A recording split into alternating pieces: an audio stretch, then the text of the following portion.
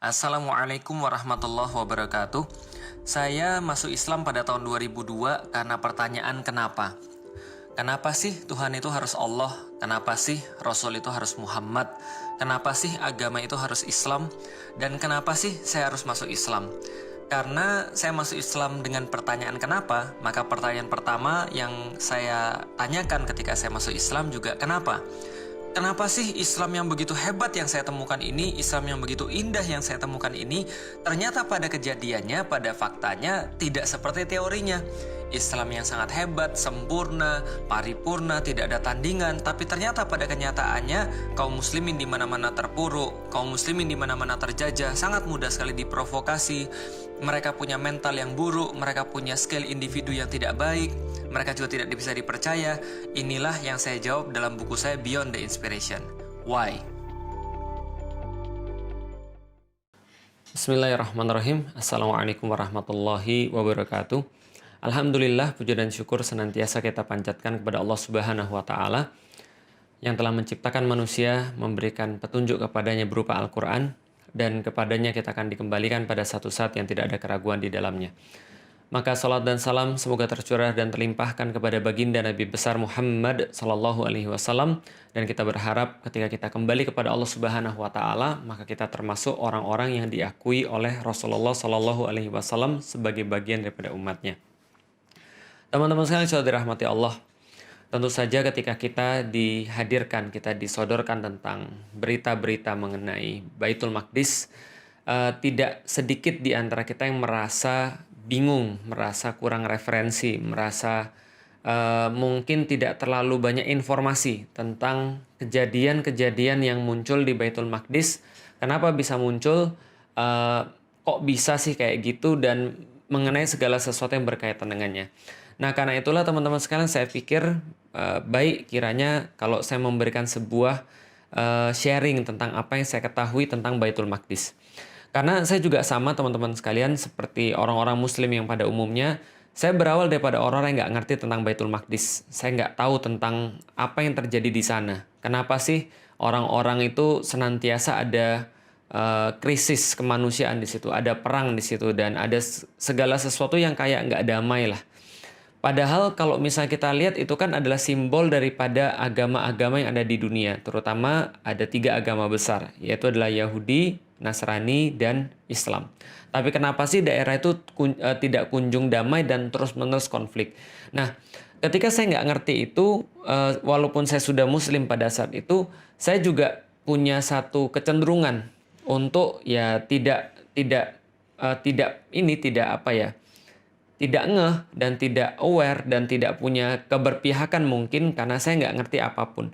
Karena itulah saya coba untuk mencari tahu tentang apa sih yang sebenarnya terjadi di Palestina, apa yang terjadi di Baitul Maqdis, dan termasuk kita akan coba menyampaikan juga term apa sih yang paling tepat untuk membicarakan masalah yang ada di sana. Maka teman-teman sekalian, sebelumnya saya pengen kasih tahu dulu bahwa ini adalah satu materi yang pernah saya buat sekitar tahun 2010, dan materi ini sedikit banyak merangkum apa yang terjadi di daerah Baitul Maqdis. Teman-teman tahu ya bahwa di Palestina yang sekarang teman-teman kenal itu ada 2 daerah sebenarnya. Yang pertama adalah daerah West Bank atau tepi barat Sungai Yordan yang itu cenderung lebih aman, dan satu lagi adalah wilayah yang namanya Gaza. Yang teman-teman tahu bahwa Gaza itu sekarang dipimpin oleh yang namanya Hamas gitu ya. Nah, setelah itu 2 itu sendiri kan adanya di daerah yang namanya Israel, kita tahu. Nah, kita nggak apa-apa, kita punya pandangan dulu tentang itu, tapi saya akan sedikit sharing ini, insya Allah nanti akan membuat teman-teman paham tentang gambaran besarnya seperti apa.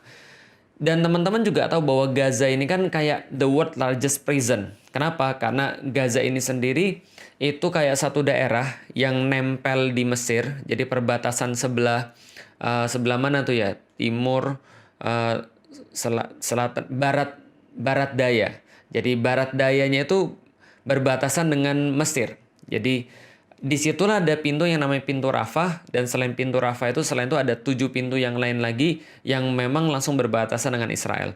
Sementara yang sebelah barat itu dia berbatasan dengan Laut Mediterania. Jadi memang Gaza ini ketutup dari manapun. Dia kayak disebut the world largest prison dan benar-benar hidup mereka itu terkunci dari arah mana saja sehingga pernah mereka diboikot listrik, air bersih juga susah di sana dan mereka juga kesulitan dengan segala macam fasilitas, tapi somehow mereka tetap bisa survive, yaitu adalah pertolongan Allah Subhanahu wa taala. Itu adalah Gaza. Dan Gaza ini sendiri terletak di satu wilayah lagi yang dikenal sama orang-orang disebut dengan Palestina. Jadi Palestina ini apa nanti juga akan kita jelasin. Dan di situ ada satu kota yang sangat penting bagi tiga agama yang disebut dengan bahasa internasional sebagai Yerusalem. Kalau orang-orang Muslim mungkin lebih mengenalnya dengan nama Al-Quds gitu ya. Jadi Al-Quds atau orang-orang yang di internasional menyebut Yerusalem.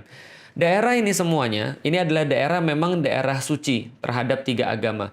Pertama agama Yahudi, mereka menganggapnya ini adalah agama yang suci. Karena kenapa? Karena ini yang disebut dengan tanah terjanji bagi mereka yang mereka ambil daripada kitab-kitab suci mereka. Jadi ini adalah tanah terjanji yang dijanjikan oleh Tuhan kepada orang-orang Yahudi atau Bani Israel. Sedangkan bagi orang-orang Kristen atau orang-orang Nasrani, ini juga menjadi tempat yang suci bagi mereka karena disinilah letak Yesus mengadakan perjamuan terakhir sebelum dikhianati oleh Yudas Iskariot. Itu kepercayaan mereka. Dan disinilah juga ada tempat yang namanya Bukit Golgota yang mereka yakini sebagai tempat penyaliban Yesus Kristus. Walaupun tentu orang Muslim keyakinannya berbeda. Tapi ya kita cuma cerita kenapa sih tempat ini jadi sebuah tempat yang disucikan oleh tiga agama.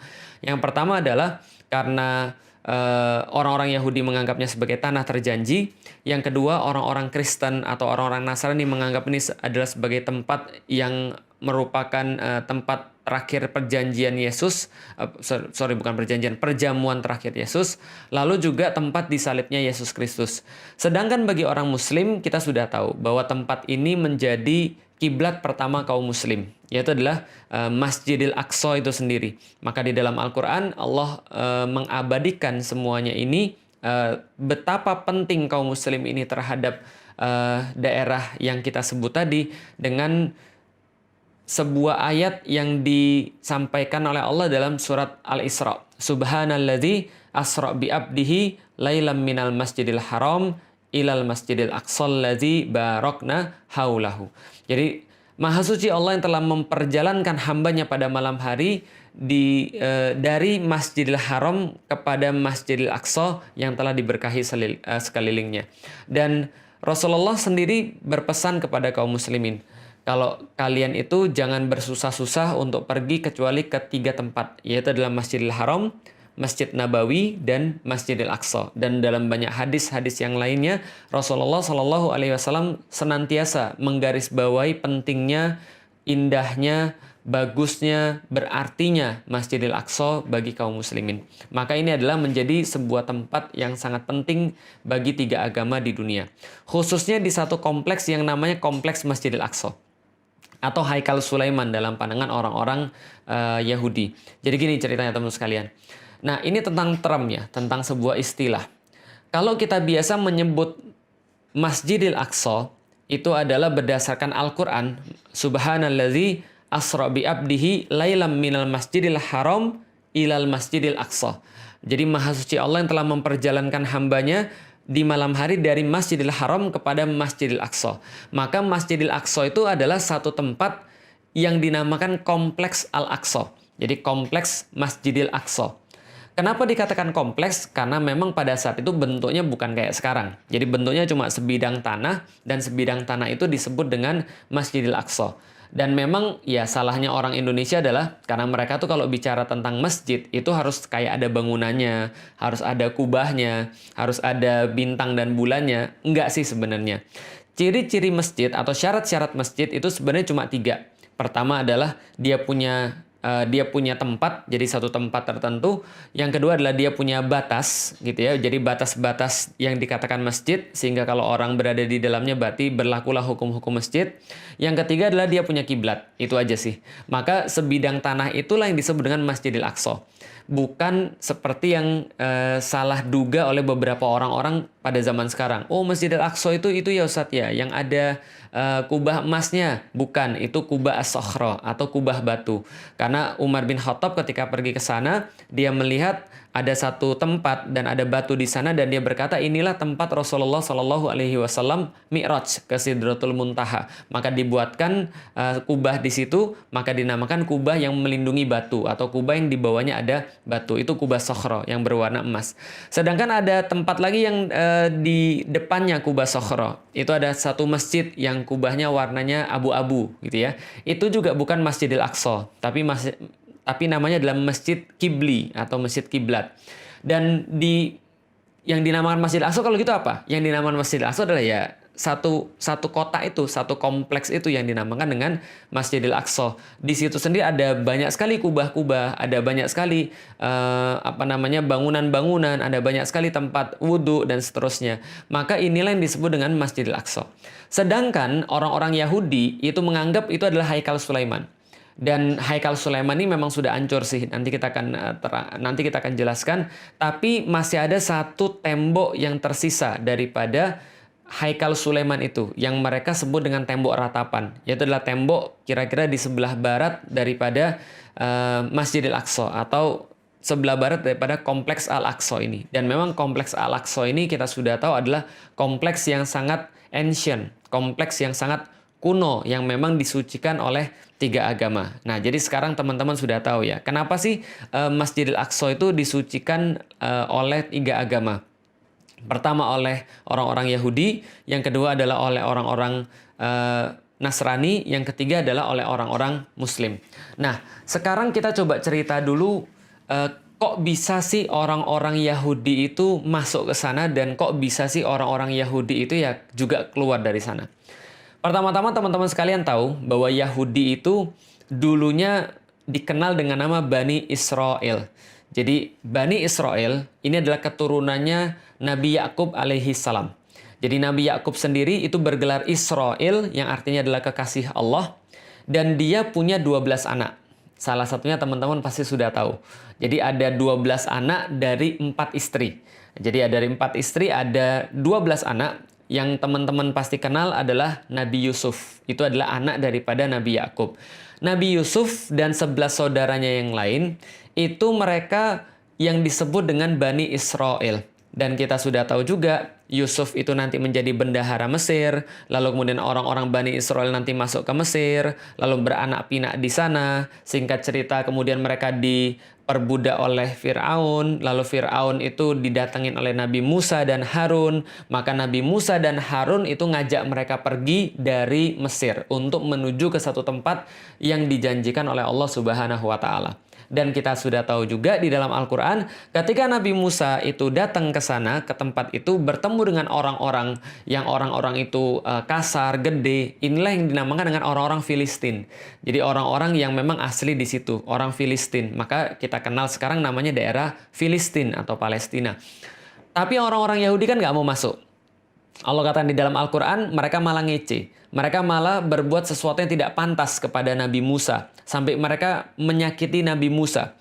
Gitu kan ya. Sampai Nabi Musa berkata, "Lima tu'zunani," gitu kan ya. Kenapa engkau menyakiti aku? Dengan apa? Ya memaksiati Nabi Musa. Tidak mengindahkan perintah Allah yang dibawa oleh Nabi Musa. Lalu kemudian mereka ogah-ogahan ikut Nabi Musa. Padahal Nabi Musa sudah menunjukkan mereka banyak sekali mukjizat dan sudah mengurus mereka. Tapi ketika mereka diminta untuk berperang, masuk ke dalam daerah yang sudah dijanjikan oleh Allah Subhanahu wa Ta'ala, mereka malah bilang, "Enggak deh, makasih, kami enggak mau ikut-ikutan.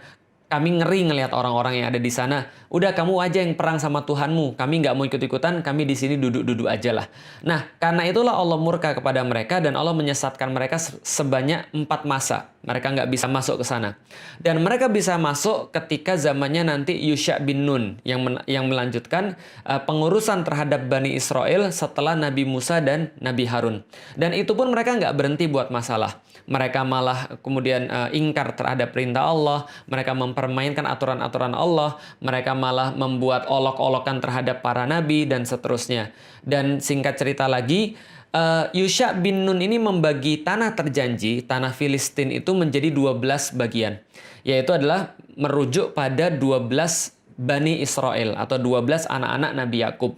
Sedangkan Yusha bin Nun sendiri itu menjadi sebuah penengah di antara mereka untuk memerintah mereka. Karena memang urusan mereka senantiasa diurus oleh para nabi. Tapi ya itulah, bukan Yahudi kalau enggak bikin masalah. Mereka bikin masalah lagi. Mereka terpecah lagi, ribut lagi, dan akhirnya terbagi dua wilayah.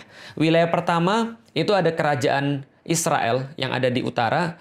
Wilayah kedua namanya kerajaan Yehuda yang ada di sebelah selatan. Jadi kalau misalnya kerajaan Israel ini mereka punya ibu kota namanya Samaria.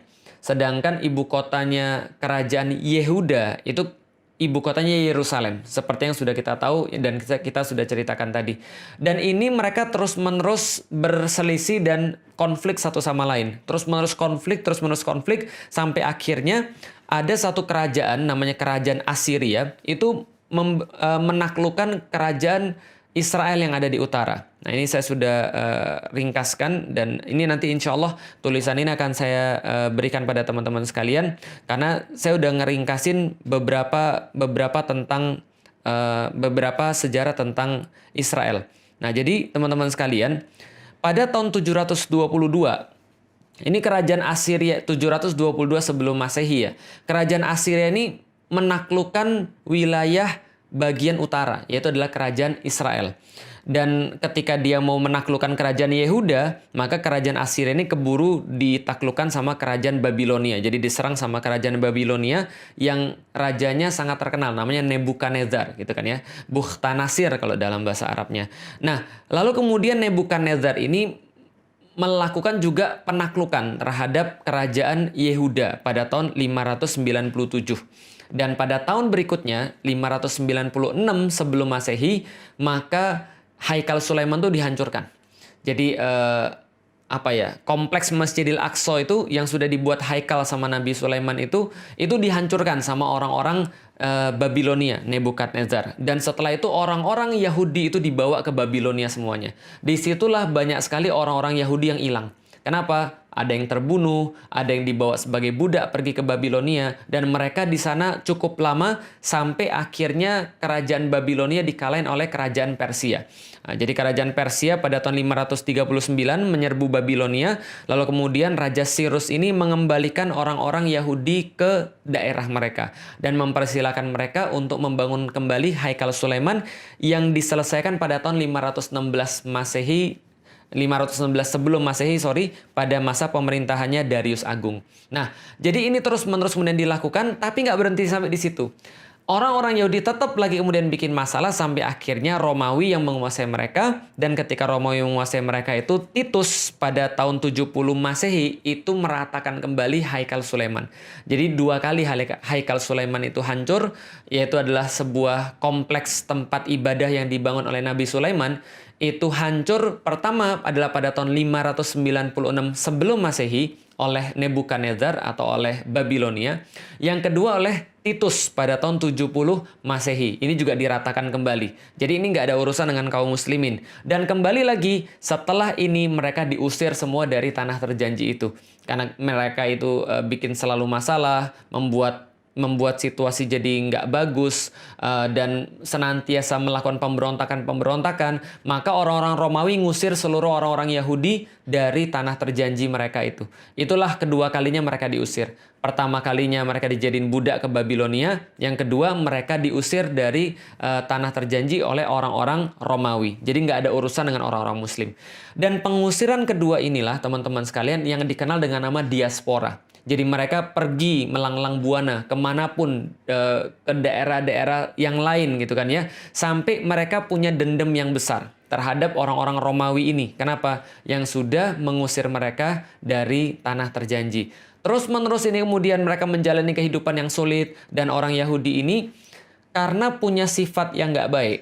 Mereka punya sifat serakah, mereka punya sifat suka ingkar janji, mereka punya sifat pengecut, mereka suka mengolok-olok orang, mereka suka melakukan hal-hal yang nggak bagus gitu ya. Maka mereka ini kemana-mana dapat masalah. di Jerman dapat masalah, di Austria dapat masalah, lalu kemudian di Eropa tempat-tempat yang lain mereka dapat masalah. Dimanapun mereka tinggal, orang-orang Yahudi ini memang senantiasa eksklusif dan menimbulkan problem. Karena itulah kebanyakan dimanapun itu mereka senantiasa punya problem dengan masyarakat setempat. Nanti list-listnya itu teman-teman bisa cari. List-list problem terhadap orang-orang Yahudi.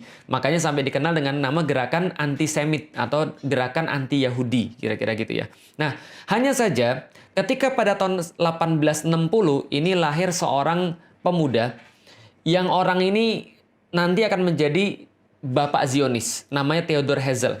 Dia seorang Yahudi berkebangsaan Austria.